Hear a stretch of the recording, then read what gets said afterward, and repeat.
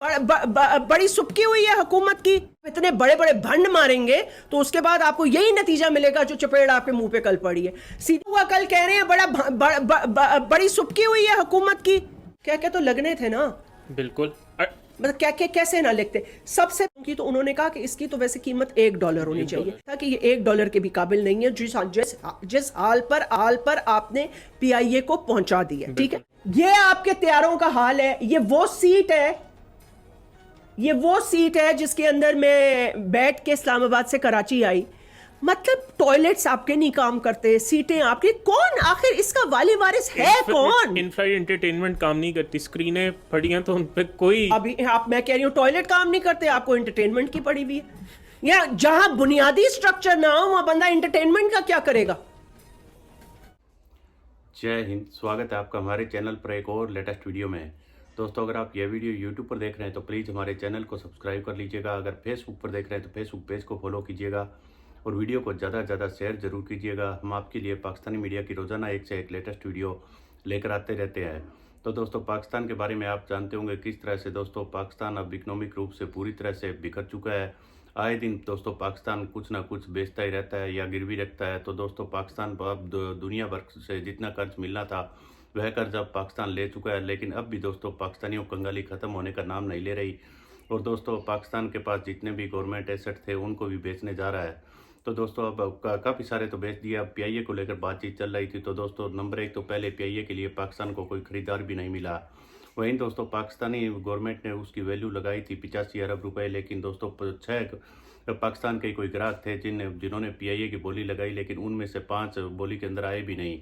तो दोस्तों, एक बंदे ने केवल 10 अरब रुपए लगाए। तो उसके बाद दोस्तों देखिए किस तरह से पाकिस्तानी मीडिया बिलबिला और PIA की हालात किस तरह बिल्कुल खस्ता होती हुई नज़र आ रही है। तो चलिए हम आपको एक बहुत ही बढ़िया और मज़ेदार वीडियो दिखाते हैं। इससे पहले वीडियो को लाइक जरूर कर दीजिएगा और फेसबुक पर देख रहे हैं तो वीडियो को ज़्यादा से ज़्यादा शेयर कीजिएगा। चलिए करते हैं वीडियो स्टार्ट। बड़ी सुबकी हुई है हुकूमत की। PIA की प्राइवेटाइजेशन की बड़ी बाज़गश चली थी, जी एयरलाइन बेची जा रही है, वो क्या बना उसका? बाज़गश कहाँ चल रही थी? बाकायदा बिडिंग हुई है। हाँ, लेकिन कहा था ना बस बिकने वाली है। बाज़गश तो ये थी ना कि बस बिकने वाली है एयरलाइन। तो बिक गई ना। अभी तक तो सिर्फ बिड आई है ना। तो अब मजाक कर रही हूँ भाई। ये एक तंज और मजा भी एक चीज होती है। हमारे साथ सीनियर रिपोर्टर मामला सीरियस है। मामला तो बहुत सीरियस है, लेकिन उसको सीरियस तरीके से हैंडल करने की भी जरूरत है। अगर आप इतने बड़े बड़े भंड मारेंगे तो उसके बाद आपको यही नतीजा मिलेगा जो चपेड़ आपके मुंह पे कल पड़ी है। सीधा हुआ कल कह रहे हैं बड़ी सुबकी हुई है हुकूमत की। देखिए, सुबकी इस ज़मीन में हुई है कि हुकूमत की जानिब से जो PIA की नेजकारी के लिए रेफरेंस प्राइस मुकर्रर की गई थी वो 85 अरब 3 करोड़ रुपए थी। लेकिन जब 1:30 बजे बिड जो है वो 1:30 बजे शुरू हुई और शाम 6:30 बजे जब बिड खुली तो पता चला कि 10 अरब रुपए की तो बोली लगी है कुल। और उसके बाद जो है वो तकरीबन जब 10 अरब की बोली की अनाउंसमेंट हुई वहाँ पे हॉल में, तो जो वहाँ पे हाजरीन थे उनके कहकहे बुलंद हुए कि गवर्नमेंट तो 85 अरब 3 करोड़ में बेच रही थी और ये 10 अरब रुपए की बोली लग गई। अब आप देखें ना कि जो कल जब बिडर ने भी ये बात की, उसने कहा कि 85 अरब में तो एक नई एयरलाइन खड़ी की जा सकती है। और ख़ास तौर पे अगर देखा जाए तो हुकूमत की ने जो फाइनेंशियल एडवाइज़र्स हायर किए हैं PIA की प्राइवेटाइजेशन के लिए, सबसे पहले तो उनसे हुकूमत पूछे कि आपने जो इतनी रेफरेंस प्राइस जो की है वो किस एंगल से की है, और जिसको बाकायदा तौर पर आप देखें ना 6 बिडर थे, 5 जो है वो अच्छा 5 क्यों नहीं आए? आए क्यों नहीं? क्या एक सेकंड आपने पूछा नहीं? 5 बाकी 5 बिडर क्यों नहीं आए? क्या वजह क्या बताई उन्होंने?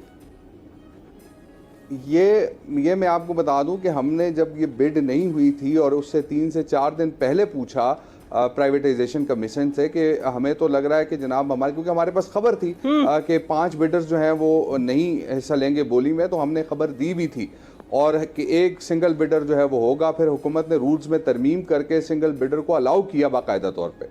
क्या क्या तो लगने थे ना। बिल्कुल। मतलब क्या क्या कैसे ना लिखते। सबसे पहले तो मुआहदे की शिकें क्या है देखिए। वो ये एक शख्स कह रहा है कि जी हमने फ्रांस से एक टीम बुलाई, उन्होंने जब इनकी पूरी असेसमेंट की जहाज़ों की और चीज़ों की, तो उन्होंने कहा कि इसकी तो वैसे कीमत $1 होनी चाहिए। I mean I am not saying that he meant it, metaphorically उसका मतलब ये था कि ये $1 के भी काबिल नहीं है जिस हाल पर आपने PIA को पहुंचा दिया। ठीक है, फिर निजकारी में आपने ऐसी ऐसी अनोखी शराइत रखी है भाई। अगर मैं तुमसे ये आईपैड खरीद रही हूँ तो मैं क्यों तुम्हारे साथ इसके बाकी लवाजमात खरीदूं और उनको रखूं, अपनी लायबिलिटी बनाऊं? हुकूमत कहती है कि 40% स्टेक हम रखेंगे, मुलाजमीन को आप फारिग नहीं कर सकते। अच्छा जी। 7,000 अरब रुपए का पीआईए का टोटल खसारा है, जिसके अंदर कर्जा जाता है। और 75 अरब भी देंगे हमें। 85 अरब हाँ, रुपए, 85 अरब। अरब 3 करोड़ रुपए। अच्छा, 7,000 मुलाजमीन भी रखेंगे। और ये जैस्मिन ऐसी एयरलाइन के बारे में बात हो रही है जिसके 33 जहाजों में से इस वक्त 18 ग्राउंड है, 15 ऑपरेशनल। और बाकी आपको पता है ना कौन कौन से मुल्कों में उनको जाने की इजाजत नहीं है? यूरोप में आप जा नहीं सकते। क्यों? जो माशाल्लाह सरवर साहब ने जो एक का नामा अंजाम दिया था, उसके फिटनेस नहीं है ना। वो आपने तो खैर नहीं, पायलट के लाइसेंस का जो एक गलत स्टेटमेंट दिया था वो भी तो वो भी है। और बहुत सारी लैंडिंग स्पेसेस में आपके जहाज they are not fit to fly. देखे ना, तो आपने वो खबर सुनी? हाँ, वो ट्वीट निकाल लीजिएगा अगर आपको मिल गई हो। वो जो सीट आपने उठा वो छोड़ो, अभी आपने थोड़े दिन पहले खबर पड़ी थी कि 12 घंटे पहले जहाज पहुंच गया टोरंटो से कराची वापस इस्लामाबाद। जी वो मतलब जहाजों में जाते हैं लोग कनाडा, वहां से फरार हो जाते हैं। ये मसले मसाइल हैं, ठीक है ना? तो फिर कैसे 7,500 के स्टाफ को रखे आपने? सारी सियासी भर्तियां की 85 अरब 3 करोड़ रुपए भी हुकूमत एक्सपेक्ट करिए। इससे तो साल यही जाहिर होती है हुकूमत प्राइवेटाइजेशन की जानिब सीरियस नहीं। हालांकि वो इस वक्त हमारी देरीना जरूरत है प्राइवेटाइजेशन। सीरियस है, लेकिन उनको अपने वोट बैंक का भी खतरा है ना।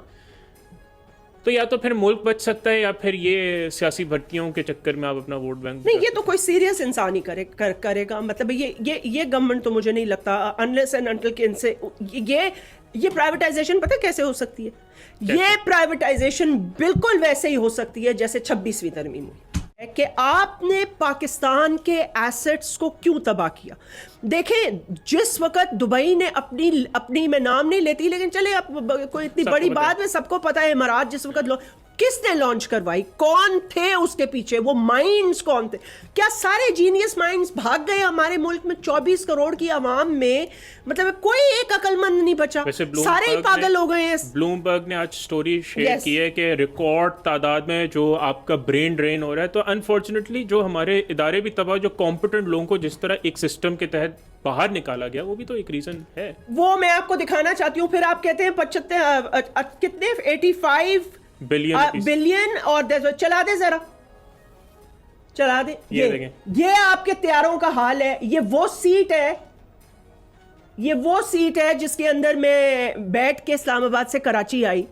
मतलब टॉयलेट्स आपके नहीं काम करते, सीटें आपकी, कौन आखिर इसका वाली वारिस है? कौन? इनफ्लाइट एंटरटेनमेंट काम नहीं करती, स्क्रीनें पड़ी हैं तो उन पे कोई अभी मैं कह रही हूँ टॉयलेट काम नहीं करते, आपको एंटरटेनमेंट की पड़ी हुई है। या जहां बुनियादी स्ट्रक्चर ना हो वहां बंदा एंटरटेनमेंट का क्या करेगा?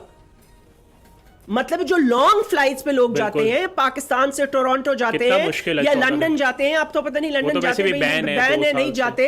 फिर अच्छा, और दूसरी बात ये कि चलें, ये लोग कह रहे हैं इसमें 2 तरह की राय है, कम बिडिंग है और ये है और वो है।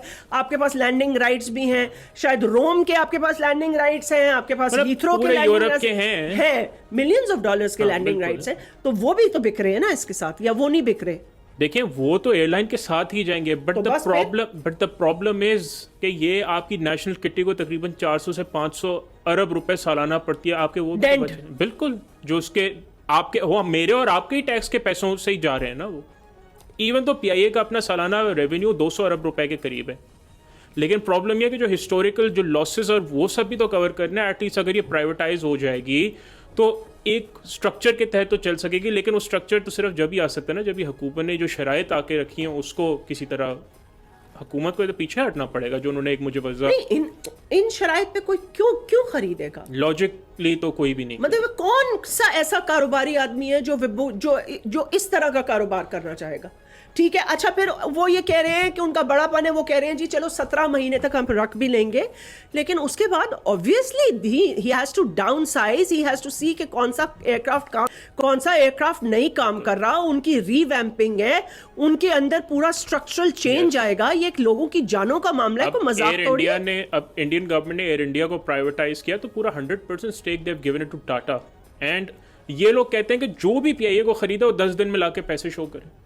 नहीं, वो तो आपने उनकी गुफ्तगू सुन ली होगी। मतलब वो ये कह रहे हैं आजकल तो जिनके पास करोड़ों रुपए थे वो भाग गए हैं मुल्क से, और लोगों ने लाखों रुपए छुपा कर रखे हुए हैं, इतने भी लोगों के पास, आप अरबों रुपए के मंथ 15 दिन में आप पेमेंट करें, जो इकोनॉमिक हालात है, इतनी तो वो कह रहे हैं हमारे पास नहीं है ना। आप खुद बताएं वो 80 अरब रुपए अचानक कहाँ से ले आए? चलिए आप देखते हैं कि आगे गवर्नमेंट इसको प्राइवेटाइज कर पाती है या नहीं, या फिर वही वाला मामला होता है जैसे इस्लामाबाद एयरपोर्ट में जो कोशिश की गई कि उसको उस पे दे, लीज पे दे दीजिए। मतलब वो भी जो मामला तो है सिंगल बिडर, किस तरह वो भी आप देखते हैं कोर्ट में मामला जाएगा तो क्या वो होगा। यही लोग हैं ना, हाँ। वो यही लोग हैं जो कह रहे हैं कि हम कोर्ट में लेके जाएंगे, क्योंकि आपको पता है ना वहां पे तो शुजा अजीम साहब है ना, हाँ, उनकी भी काफी एक तारीख है, अच्छी खासी तारीख है, और पीआईए से ज्यादातर जुड़ी हुई तारीख है उनकी। बिल्कुल। तो फिर जैस्मीन, अब ये जो आपको वैसे क्या लगता है इतने इम्पोर्टेंट फैसले पाकिस्तान के, तो दोस्तों देखा होगा किस तरह से पाकिस्तानी मीडिया बिलबिला रहा है और पीआईए के किस तरह के हालात हो चुके हैं। तो दोस्तों इसी तरह पूरे पाकिस्तान के हालात इसी तरह के हैं।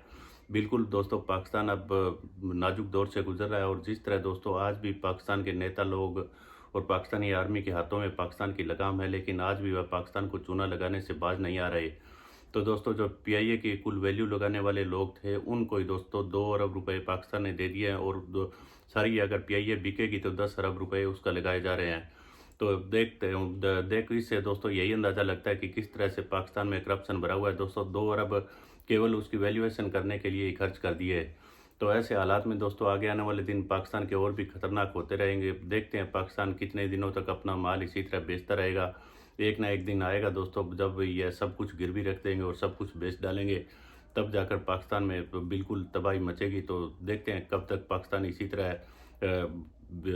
भीख मांग कर अपना काम चलाता रहता है, तो कितने दिनों तक इसी तरह कंगाली को घसीटता है। हम आपके लिए इसी तरह की एक से एक लेटेस्ट वीडियो लेकर आते रहेंगे। मिलते हैं अगले वीडियो में, तब तक जय हिंद, वंदे मातरम।